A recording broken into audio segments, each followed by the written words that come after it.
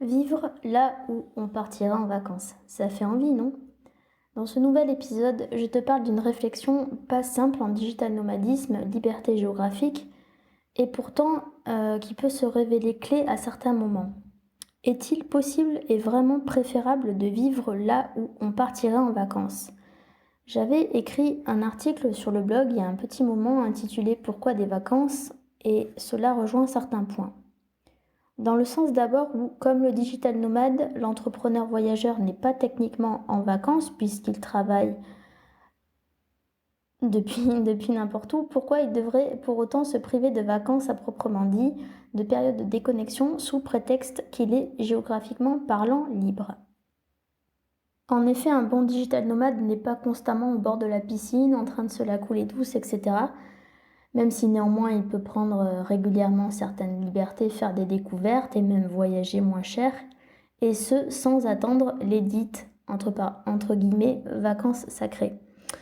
Ici, je ne vais pas reprendre tout ce que j'ai déjà dit sur les vacances dans l'article, mais c'était juste pour te mettre un peu en condition et t'expliquer. Mais en fait, du coup, c'est important de comprendre ce que sont les vacances pour ensuite se demander si un digital nomade peut vivre là où il partira en vacances, donc euh, en break, en pause, en congé, tout ce que tu veux pendant une certaine période, si c'est possible, mais aussi si c'est préférable, si c'est vraiment la solution vers laquelle se tourner. Je pense en quelques mots que c'est pour tout, il y a des avantages et des inconvénients, et bien sûr cela peut faire envie d'habiter quelque temps là où on aurait envie, où on rêverait de partir en vacances, dans un super hôtel, dans un bon Airbnb, etc. Euh, mais pour moi, non seulement lié à la notion de vacances, ça va rester temporaire, mais en plus, je pense que de toute façon, on ne peut pas habiter ad vitam aeternam au même endroit à l'étranger en tant que digital nomade, etc. Euh, mais en plus, dans un endroit où on aurait envie en permanence d'être en vacances, ça peut être compliqué, ça peut nuire à sa propre productivité.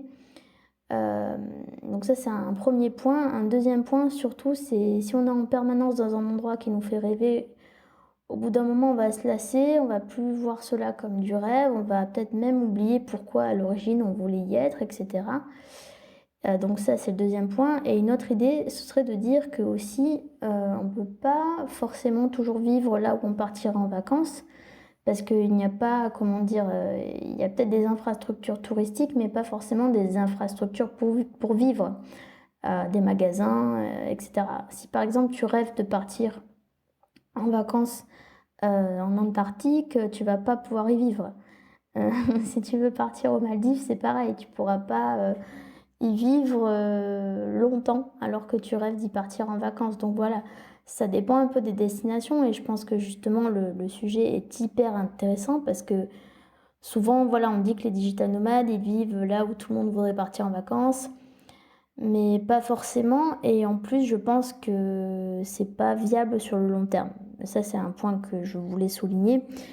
Beaucoup d'experts en digital nomadisme qui en sont passés par là bien avant toi et moi, ils te diront qu'au bout d'un moment, c'est pas possible d'être toujours en vacances, entre guillemets, et de vivre dans des endroits un peu particuliers.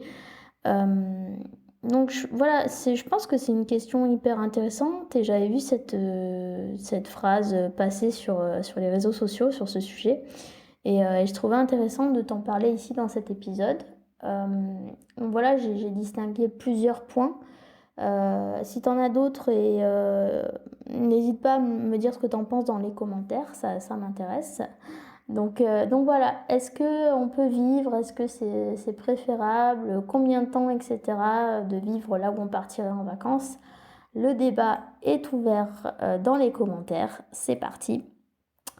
Si tu ne me connaissais pas, je suis Marion, j'ai créé Entreprendre et Voyager pour vivre une vie d'indépendance, de projet et de voyage. Je suis passionnée de voyage depuis toujours.